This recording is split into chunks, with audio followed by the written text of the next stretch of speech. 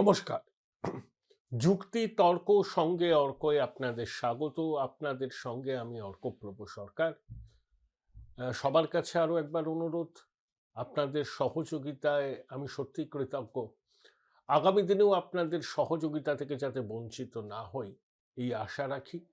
আপনারা যে ডিভাইসেই আমার এই অনুষ্ঠান দেখুন না কেন, সাবস্ক্রাইবার বাটনের পাশে যে থ্যাঙ্কস বাটন আছে সেখানে ক্লিক করলেই সুপার থ্যাঙ্কস, আপনাদের সহযোগিতা আমার কাছে পৌঁছে যাবে। আজকে আমি কি শিরোনাম দিয়েছি? নির্বাচন কমিশনের নতুন নির্দেশ, পালে বাঘ পড়ল নবান্নর।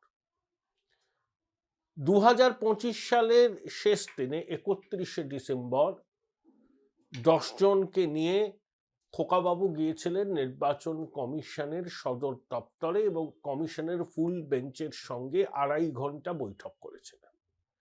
বৈঠক করে বেরিয়ে স্বভাবসিদ্ধ ভঙ্গিতে একেবারে চেনো মস্তানের স্টাইলে কমিশনকে তিনি চ্যালেঞ্জ জানালেন।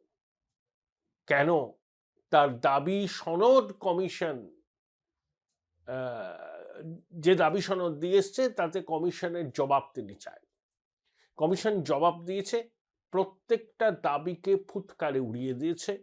বিএলএ 2দের শুনানি কেন্দ্রে থাকা যাবে না, একেবারে নির্দেশ। 2, খোকাবাবুকে বলেছেন যে সরকারের সাথে কথা বলতে, রাজ্য সরকারের সাথে বিএলওদের যে বর্ধিত ভাতা সেটা রিলিজ করার জন্য। 3, বহুতলের কমপ্লেক্সেই ভোট কেন্দ্র হবে। 4, এসআইআর এর কাজে যুক্ত আধিকারিকদের হুমকি দিলে কমিশন সেটা ভালোভাবে নেবে না। মোটের উপরেই 4টে কথা। এবং কমিশনার সিইওদের বিরুদ্ধে এফআইআর করলে সেই এফআইআর যারা গ্রহণ করবে তাদের বিরুদ্ধেও কঠোর ব্যবস্থা নেওয়া হবে। খোকাবাবু তো অনেক কিছু বললেন, আস্ফালন করলেন, এমন একটা ভাব দেখালেন যে তিনি রাষ্ট্র, তিনি পার্টি। বারুইপুরের সভা থেকে 2রা জানুয়ারি বলেছেন, এবার তো আমি গেছিলাম, তারপর দিদিমণি যাবে, বুঝে যাবে কমিশন কত ধানে কত চাল। খোকাবাবু এই অক্ষম আস্ফালন যখন করছেন, ঠিক তখনই কমিশনের চিঠি এলো রাজ্যের মুখ্য সচিবের কাছে। পরিষ্কার বলে দেওয়া হলো যে 4 জন আধিকারিক, তার মধ্যে 2 জন ইআরও, 2 জন এইআরও এবং 1 জন ডেটা এন্ট্রি অপারেটর, অগাস্ট মাসে 2025-এর অগাস্ট মাসে কমিশন বলেছিল তাদের সাসপেন্ড করে বিভাগীয় তদন্ত করে এফআইআর করতে হবে। রাজ্য গড়িমসি করছিল, বঙ্গেশ্বরী বলেছিলেন মানি না কমিশনের কথা।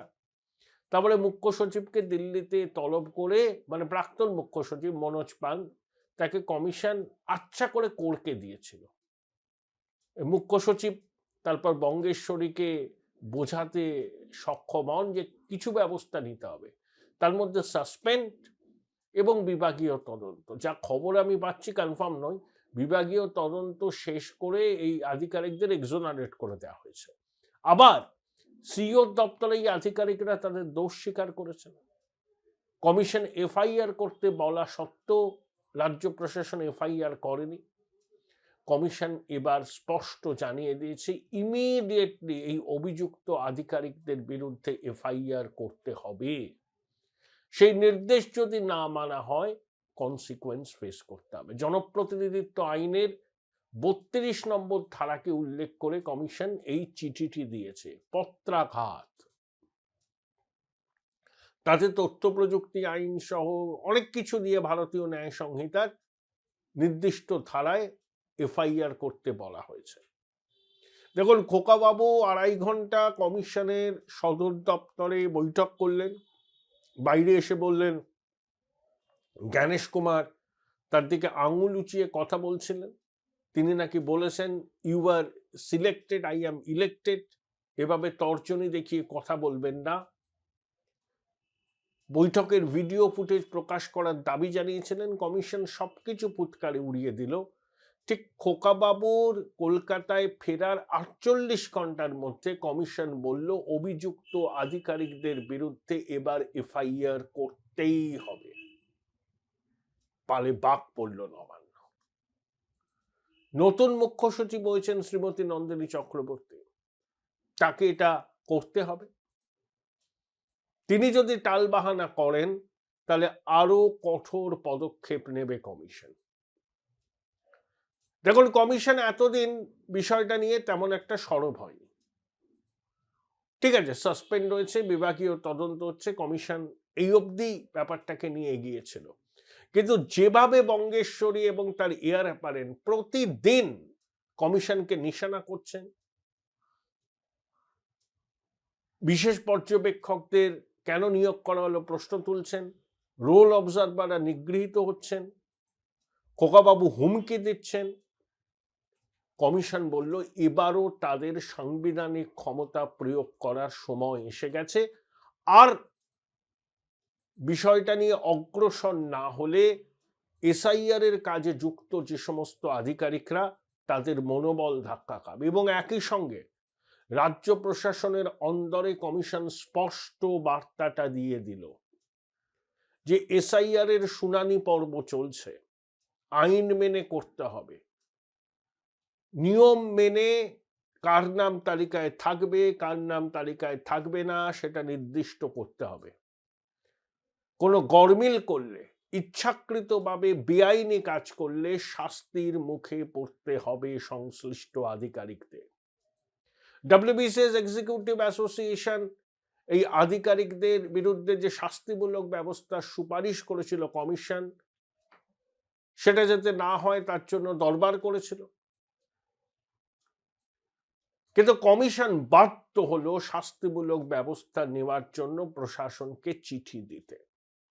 খোকাবাবু যদি আস্ফালন না করতেন, অনুপ্রাণিত গৃহপালিত আধিকারিকরা যদি এখনো মনে করেন যে বঙ্গেশ্বরীর কথায় তারা চলবেন, খোকাবাবুর কথায় তারা চলবেন, নির্বাচন কমিশন সাংবিধানিক প্রতিষ্ঠান তার আইন নিয়মকে বৃদ্ধাঙ্গুষ্ঠ দেখাবেন, তারা কিন্তু মূর্খের স্বর্গে বাস করছেন। কমিশন স্পষ্ট জানিয়ে দিয়েছে এনাফ ইজ এনাফ, আর কোনো বেয়াদবি সহ্য করা হবে না, অনেক হয়েছে। এসআইআর প্রক্রিয়া শুরুর পর 2 সপ্তাহ কমিশন এদের উপর ভরসা রেখেছিল। 2 সপ্তাহ পেরিয়ে যাওয়ার পর কমিশন বলল যে এদের উপর ভরসা রাখলে পরে যে উদ্দেশ্যে এসআইআর হচ্ছে সেই উদ্দেশ্যটাই ব্যাহত হবে। দিদিমণি খেলা হবে খেলা হবে খেলা হবে বলে ফুটবল ছোড়েন না, তিনি খেলবেন তার ঘরের মাঠে, তার নিজস্ব ইকোসিস্টেম, সমবেত বৃন্দগান, তাহলে এসআইআর এর উদ্দেশ্যটাই ব্যাহত হতো। কমিশনের যাই হোক বিলম্বিত বোধোদয় হওয়া ভালো।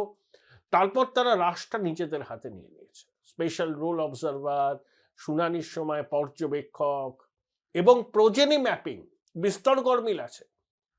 দেখুন, 1 কোটি 36 লক্ষ যে লজিক্যাল ডিসক্রিপেন্সির কথা বলা হয়েছিল, তারপরে আবার ক্রস চেক করে সেটা 96 লক্ষের কাছাকাছি এসে দাঁড়িয়েছে।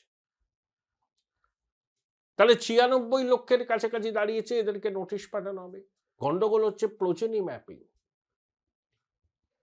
কমিশনের উপনির্বাচন কমিশনার জ্ঞানেশ ভারতী এসে একেবারে পিন পয়েন্ট করেছিলেন যে একজনের নামকে ব্যবহার করে 365 জন ম্যাপিং করেছে।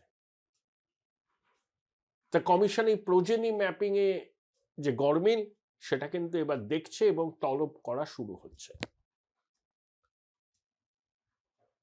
তাহলে বিষয়টা কি দাঁড়াচ্ছে? কমিশনের এই পত্রাঘাতে হুলুস তুলুস পড়ে গেছে নবান্নের অন্দরে। অনেকে ভেবেছিলেন যে ঠিক আছে, সাসপেনশন হয়েছে, বিভাগীয় তদন্তের পরে অটোমেটিক্যালি এদের এক্সোনারেট করা হবে, এরা আবার সময়ময় ফিরবেন। কিন্তু তাদের এই ধারণাটা ভুল প্রমাণিত হলো জানুয়ারি মাসের 2 তারিখে কমিশনের এই পত্রাঘাতে। আমি জানি না বঙ্গেশ্বরী প্রশাসন এটা সঙ্গে সঙ্গে মানবেন নাকি আইনি পরামর্শ নেবেন নাকি কমিশনের সঙ্গে সম্মুখ সমরে নেমে পড়বেন, আমি জানি না, আমি এই মুহূর্তে বলতে পারছি না। কিন্তু কমিশনের সঙ্গে সম্মুখ সমরে নামলে পরে প্রশাসন বা বঙ্গেশ্বরী সুবিধা করতে পারবে না। কমিশনের ক্ষমতা অপরিসীম। ভারতবর্ষের সংবিধানে লেখা আছে নির্বাচন কমিশনের ক্ষমতা কি। যদি উনি পাঙ্গা লড়তে চান দিদিমণির প্রশাসন, কমিশনও কিন্তু এবার ছেড়ে কথা বলবে না। এই 3রা জানুয়ারি কমিশনের এই পত্রাঘাত রাজ্য প্রশাসনকে বার্তা দেওয়া, এসআইআর এর সবচেয়ে গুরুত্বপূর্ণ পর্ব চলছে। এখন নিয়ম মেনে, সংবিধান মেনে কাজ করতে হবে যারা এসআইআর এর সঙ্গে প্রত্যক্ষভাবে যুক্ত, এবং রাজ্য প্রশাসনকেও সর্বদা সহযোগিতা করতে হবে। এদিক থেকে ওদিক হলে, নিয়ম বহির্ভূত কাজ করলে, এবং সেই কাজ যদি আইডেন্টিফাইড হয়, তিনি যত বড় মাপের অফিসার হন না কেন, তিনি কিন্তু ছাড় পাবেন না। এই বার্তা রাজ্য প্রশাসনের সর্বস্তরের আমলাদের উদ্দেশ্যে কমিশন দিল। আমি জানি না বঙ্গেশ্বরী প্রশাসন এটাকে মেনে নিয়ে আপাতত পিছু হটবে, নাকি আবার আইনি পরামর্শ করে কমিশনের সিদ্ধান্তকে চ্যালেঞ্জ জানিয়ে আদালতে যাবে। কারণ এরা কথায় কথায় আদালতে যেতে খুব ভালোবাসে না। আদালতে যাবে, অধিকাংশ ক্ষেত্রে হারবে, কোটি কোটি টাকা আইনজীবীদের ফিস দেওয়া হবে, আমাদের করের টাকা, কালীঘাটের টাকা তো নয়, আমাদের করের টাকা। আমি জানি না, কিন্তু কমিশনের এই নির্দেশ খুবই তাৎপর্যপূর্ণ যখন এসআইআর এর প্রক্রিয়া মধ্য গগনে চলছে। বল বঙ্গেশ্বরীর কোর্টে, নবান্নের কোর্টে, তারা কিভাবে সেই বলটাকে সামলাবেন, মাথা নিচু করে ডিফেন্স করবেন, নাকি নির্বাচন কমিশনের এই বলকে বাপি বাড়ি যা বলে মাঠের বাইরে পাঠাবার জন্য আবার আইনজ্ঞদের পরামর্শ নেবেন। তবে কমিশনের মনোভাব খুব কঠোর। তারা সাংবিধানিক প্রতিষ্ঠান, তাদের সাংবিধানিক ক্ষমতার মধ্যে থেকেই তারা এই এসআইআর প্রক্রিয়াকে নির্ভুলভাবে করার চেষ্টা করবে। এই প্রক্রিয়ায় যারা বাধা দেবেন তাদের বিরুদ্ধে কঠোর ব্যবস্থা নেবে নির্বাচন কমিশন। এই বার্তাটা রাজ্য প্রশাসনের সর্বস্তরে পৌঁছে দিল নির্বাচন commission. Join Indian Institute of Hotel Management now. Right choice, right decision.